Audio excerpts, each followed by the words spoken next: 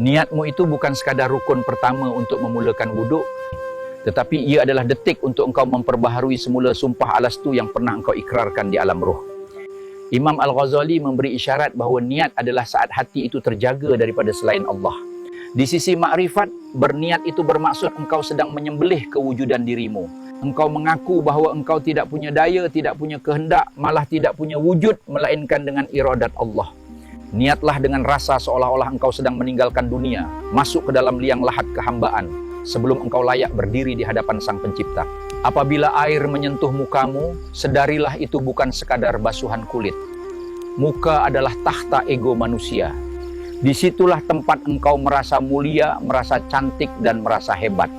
Di sisi hakikat, membasuh muka adalah proses pemadaman identiti. Saat air mengalir, saksikanlah segala wajah palsu yang kau tayang pada dunia itu luruh satu persatu.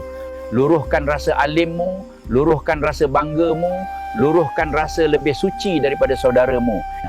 Imam Al-Ghazali berpesan, basuhlah muka batinmu sehingga engkau tidak nampak lagi kehebatan dirimu, melainkan hanya nampak wajhullah, iaitu wajah Allah yang meliputi segalanya.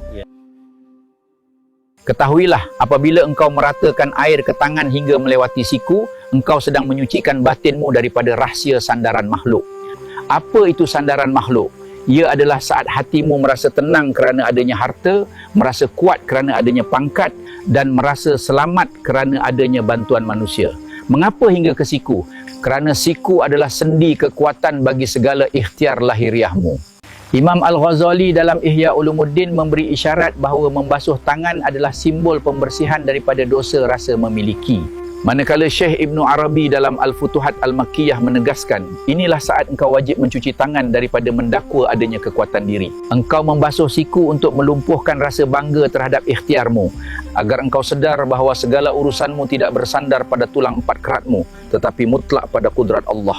Kemudian, saat kamu menyapu sebahagian kepala, itulah detik fana'ul fik, iaitu mematikan segala pengaturan akalmu di hadapan takdir Allah. Kepala adalah tempat bersemayamnya ego yang merasa tahu, tempat bergoncangnya logik yang sering menghijab kebenaran. Syekh Abdul Qadir Al-Jailani dalam kitab Sir Al-Asrar membisikkan rahsia, sapuan air itu adalah untuk mendinginkan api keakuan yang sedang membakar ubun-ubunmu. Jangan sesekali engkau membawa akal yang sombong itu ke dalam solat. Sapulah kepalamu sehingga engkau benar-benar kerdil dan tiada. Kerana selagi kepalamu belum didinginkan dengan rasa hamba, sujudmu hanyalah dahi yang menyentuh bumi, sedangkan batinmu masih mendongak mencabar iradat Tuhan. Apabila engkau mengalirkan air ke kakimu hingga melewati kedua buku lali, ketahuilah bahwa engkau sedang menyucikan rahsia langkah kedirian. Apa itu langkah kedirian? Itulah setiap langkahmu di atas bumi yang masih membawa rasa aku. Engkau melangkah dengan rasa hebat, melangkah dengan kesombongan pangkat, dan melangkah dengan nafsu yang merasa diri ini berkuasa. Imam Al-Ghazali dalam Ihya Ulumuddin memberi isyarat bahawa membasuh kaki adalah simbolik memohon keampunan atas setiap jejak batin yang membawa engkau menjauh daripada Allah. Basuhlah kakimu sehingga luruh segala keangkuhan itu. Matikan rasa aku yang berjalan, dan hiduplah dengan rasa bahawa setiap pergerakanmu adalah pinjaman daripada iradatnya. Saksikanlah rahsia yang lebih mendalam pada tumitmu. Syekh Ibn Arabi dalam Al-Futuhat Al-Makkiyah memberi amaran, tumit yang tidak basah adalah isyarat hati yang masih keras dan berpaling daripada kebenaran.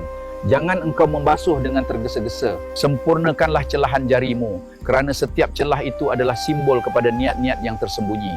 Sebagaimana engkau menyisir air di celah jari kaki, begitulah engkau wajib menyisir halus segala niat duniawi yang terselip dalam langkah hidupmu.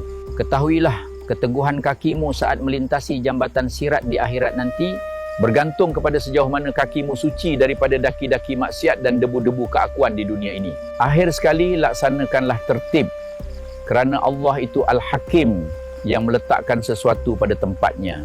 Tertertib dalam wuduk mengajar engkau tentang adab dan tahap dalam perjalanan menuju Tuhan. Syekh Abdul Qadir Al-Jailani dalam Sir Al-Asrar mengisyaratkan bahawa wuduk yang tertib adalah penyaksian bahawa setiap anggota tubuhmu telah tunduk mengikut aturan Al-Haq.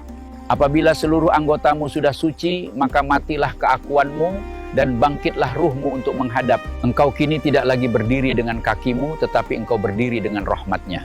Sempurnalah wudukmu, maka bermulalah mikrosmu dalam sholat. Sebelum kita akhiri, tinggalkan selawat kamu di ruangan komen sebagai mensyukuri nikmat ilmu ini. Allahumma sholli ala Sayyidina Muhammad wa ala ali Sayyidina Muhammad.